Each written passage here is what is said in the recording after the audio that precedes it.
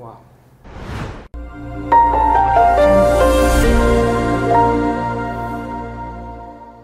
L1, L2, L3, L4, L5 ভার্টিব্রাগুলো এইভাবে সোজা থাকে। ওনার ক্ষেত্রে কি হয়েছে, এইভাবে বেঁকে গেছে। আমাদের L5 হচ্ছে এই ভার্টিব্রা আর S1 হচ্ছে এই ভার্টিব্রা। আমাদের পেলভিস থাকে এইভাবে দুদিকে। ওনার L5 S1 একটা কম্প্রেশন হচ্ছে এবং বাকি ভার্টিব্রা যেগুলো আছে একটা প্যাসিভ কম্প্রেশন হচ্ছে বিকজ অফ L5 S1 কম্প্রেশনের জন্য। তো আমরা আজকে আপনাদের দেখাবো আমরা এটা কিভাবে ঠিক করছি। নিঃশ্বাস নিন, ছাড়ুন। অলরেডি হাত না দিতে দিতেই ক্লিক হয়ে গেল। রিল্যাক্স, নিঃশ্বাস নেবেন, ছেড়ে দেন। এবার এই পাটাকে, হ্যাঁ, নাইস। ওয়াও, যেহেতু আমাদের থোরাসিক ভার্টিব্রাগুলো আমাদের লাম্বার ভার্টিব্রার সাথে অপোজিট সাইডে রোটেট হয়, সেই জন্য থোরাসিক জয়েন্টের মোবিলিটি খুবই দরকার। নিঃশ্বাস নেবেন, ছেড়ে দেন। নাইস। হ্যাঁ, হাতটা আমরা এখানে রাখছি আপার থোরাসিকে, দিয়ে এভাবে হাত দুটো রাখুন। হ্যাঁ, নিঃশ্বাস নেবেন, ছেড়ে দেন। কি বুঝলেন, কি বুঝলেন বলুন? আওয়াজ হলো তো? ওকে। ওনার যেহেতু কোমরটা রাইট সাইডে বেঁকেছে, সেই জন্য দুটো রম্বয়েডের একটা সমস্যা দেখা গেছে। তাই এখানে একটা রম্বয়েড মাসল থাকে, সেটাকে আমরা অ্যাডজাস্ট করব।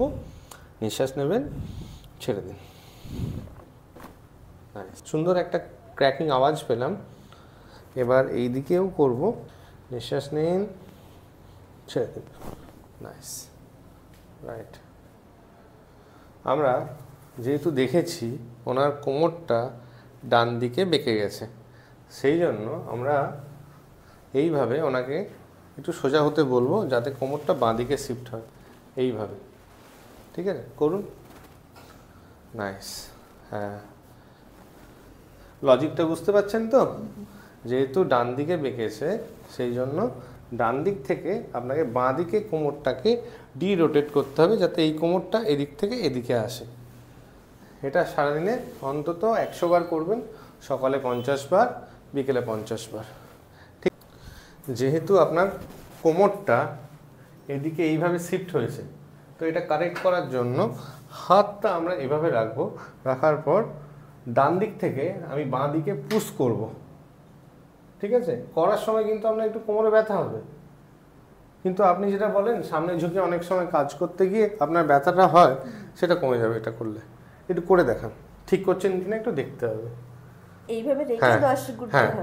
1 2 3 4 5 6 7 8 9 10। যে ওনার কোমরটা ডান দিকে বেঁকেছে, আমি বাঁ দিকে কোমরটাকে শিফট করছি। অনেক সময় পেশেন্টের কি হয়, কোমরটা বাঁ দিকে বেঁকা থাকে। সেই ক্ষেত্রে আপনারা যদি এই এক্সারসাইজটা বাড়িতে ট্রাই করেন, সমস্যা বাড়বে। আমরা এবার ড্রাই নিডলিং উইথ কাপিং করব। যেহেতু আমরা দেখেছি ওনার কোমরটা রাইট সাইডে শিফটেড, তাই রাইট সাইডে ড্রাই নিডলিং করছি। ওকে, খুব ব্যথা লাগলো?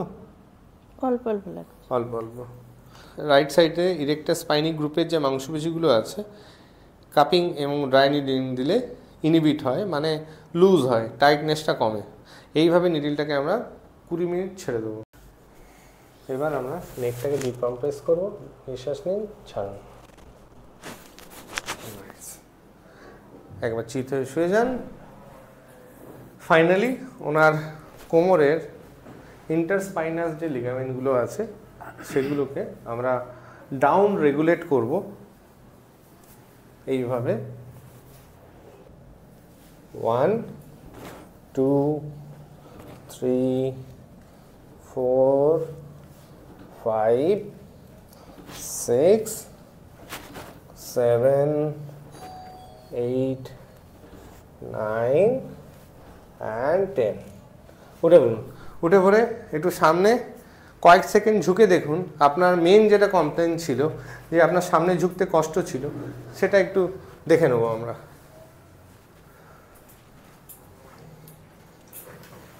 1 2 3 4 5 6 7 8 9 10।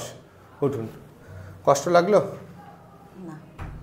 ঠিক আছে, তো দেখতে পেলেন 3 দিনের চিকিৎসায় উনি আজকে কতটা সুস্থ। আর ভিডিওটা আপলোড করতে পারি তো thank you for watching this video.